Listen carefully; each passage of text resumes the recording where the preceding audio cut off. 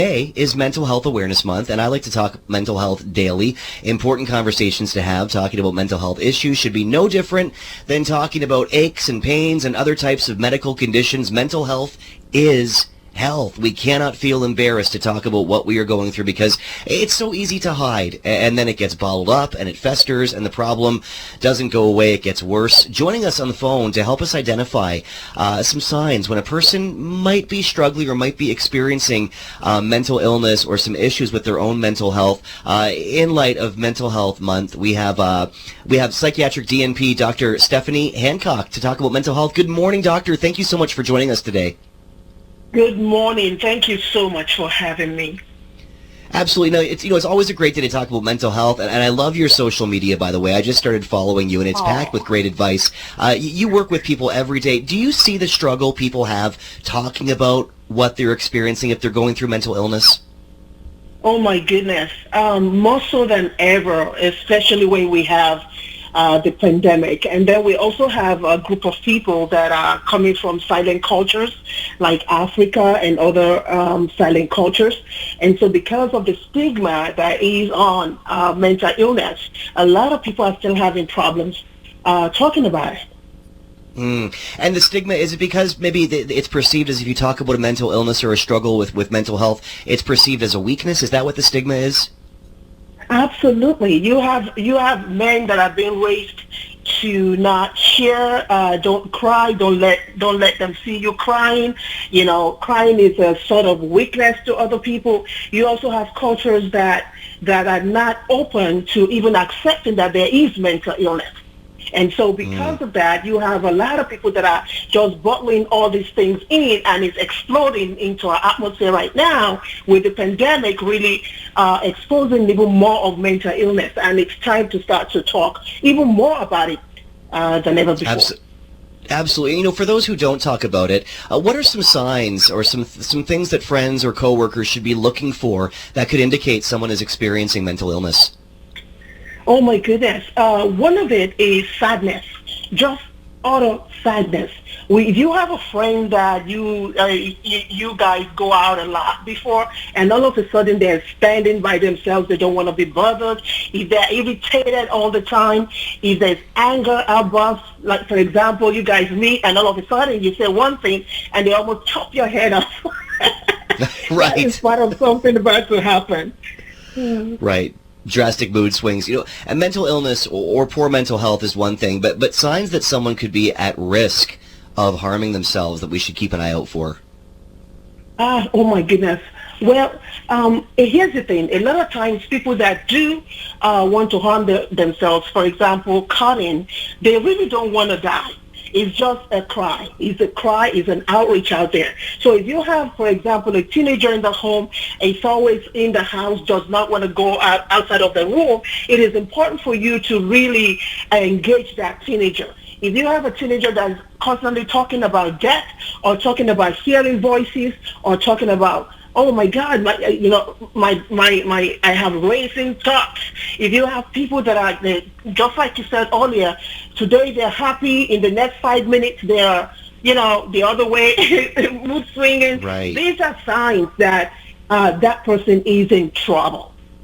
Right. And is it hard, I mean, when you have children, especially when they're in their teens, is it hard to kind of keep an eye on them without also invading on their personal space? Do you know what I mean? Because I think a lot of teenagers, even who aren't going through any struggles with mental health, have a tendency to kind of withdraw in their rooms. I did anyway as a kid. So for parents, how do you kind of not step on that line but still keep a close eye on them?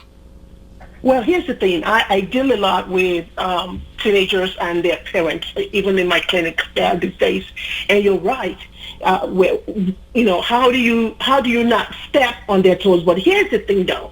A lot of things are happening right there. The rise of suicide attempt is so high now that we cannot afford to not thread that. So I often say to parents, I said, it's a matter of just an open door policy. Start with an open door policy. Start with talking about things outside of, clean the house, clean your room, do all those kind of stuff. Because when you're trying to show your son or your daughter that you are open to hearing from them. You cannot mix that with also badgering them with all kinds of stuff. So it's important that you are quiet, but at the same time, it's important that you are engaged. A lot of my teenagers right now, their parents are kind of engaged by not necessarily talking about the things that they are doing wrong. Because when you start with a teenager about the things that he or she is doing wrong, you just lost that teenager. Something a lot of people have called into the show about too, mostly people who are maybe not as extroverted, post-vaccine anxiety. First off, can you tell us what that is? Oh my goodness!